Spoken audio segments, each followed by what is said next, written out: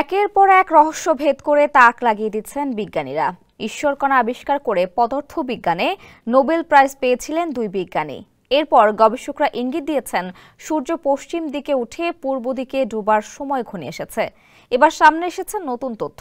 প্রায় ৭৮ বছর আগে বিজ্ঞানীরা একটি প্রতীকী টাইমপিস তৈরি করেছিলেন, যা ডোমসডে ক্লক নামে পরিচিত।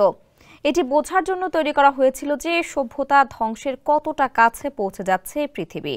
মঙ্গলবার সেই ঘড়ি রাত ১২টা ৮৯ আগে ছিল। এতে উদ্বেগ বেড়েছে বিজ্ঞানীদের, কারণ এর আগের ২ বছর ঘড়িটি রাত ১২টা ৯০ আগে ছিল। এর প্রধান কারণ ছিল রাশিয়া ইউক্রেন যুদ্ধ, পারমাণবিক অস্ত্র প্রতিযোগিতার সম্ভাবনা এবং জলবায়ু সংকট। ডুমসডে ক্লকের কাঁটায় রাত ১২টা বাজার মানে হলো মানুষের জন্য বসবাসের অযোগ্য হয়ে উঠেছে পৃথিবী, অর্থাৎ কিয়ামত সন্নিকটে। বিস্তারিত আবদাল হোসেনের প্রতিবেদনে। মহান আল্লাহকে বিশ্বাসের ক্ষেত্রে কেউ আস্তিক, আবার কেউ নাস্তিকতার পরিচয় দেয়। কিন্তু বিশ্বের সব মানুষ একটি বিষয়ে একমত, তা হলো সবাইকে মরতে হবে, যে ঘোষণা আল্লাহ আগেই দিয়ে রেখেছেন পবিত্র কোরআনে। বিজ্ঞান যতই বেশি রহস্যভেদ করছে, ততই যেন ইসলামের ভবিষ্যৎবাণীর সত্যতা প্রকাশ পাচ্ছে।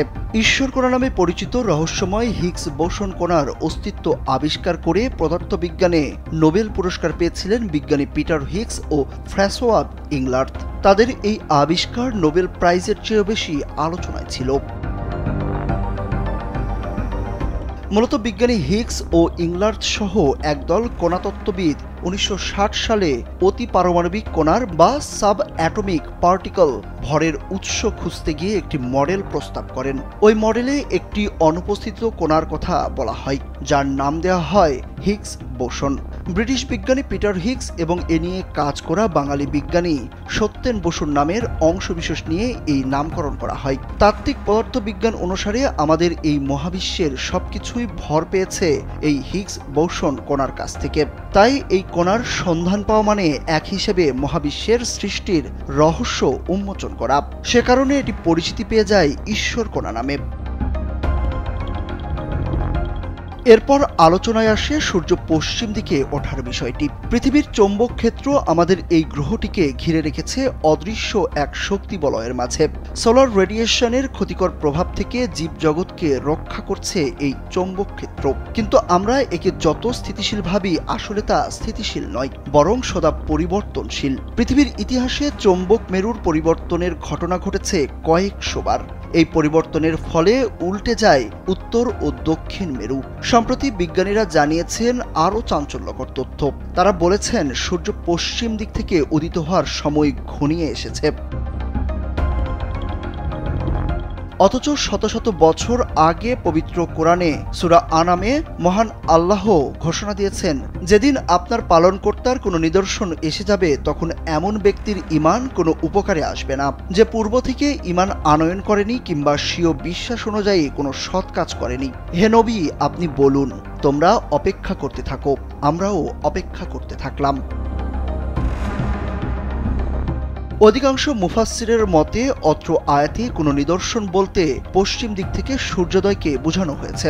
ইবনে জারির আত-তাবারি বলেন, আয়াতে বর্ণিত নিদর্শনটি পশ্চিম আকাশ থেকে সূর্য উদিত হওয়ায় অধিক বিশুদ্ধ। কারণ নবী করিম সাল্লাল্লাহু আলাইহি সাল্লাম স্পষ্ট করে বলেছেন, যতদিন পশ্চিম দিক থেকে সূর্য উদিত হবে না, ততদিন কিয়ামত হবে না। যখন পশ্চিম দিক থেকে সূর্য উদিত হবে এবং মানুষ তা দেখতে পাবে, তখন সকলেই ঈমান আনবে।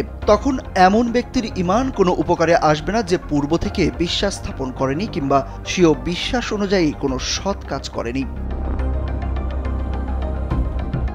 সম্প্রতি নাসার বিজ্ঞানীরা সামনে এনেছেন আরও এক চাঞ্চল্যকর তথ্য। নাসার একটি গবেষণায় উঠে আসে মহাশূন্যকে নিঃশব্দ ভাবা হলেও আসলে সেখানে প্রতিনিয়ত শব্দ হচ্ছে। গবেষকরা সে শব্দ শুনে বলছেন যেন বিলিয়ন বিলিয়ন মানুষ একসঙ্গে গান গাইছেন বা জিকির করছেন। হযরত আবু দার রাদিয়াল্লাহু তাআলা আনহু বলেন, রাসূলুল্লাহ সাল্লাল্লাহু আলাইহি সাল্লাম যখন মিরাজ থেকে ফিরে আসেন, তখন তাকে প্রশ্ন করা হয়, হে আল্লাহর রাসূল, আপনি আকাশে কি দেখেছেন বা কি শুনেছেন?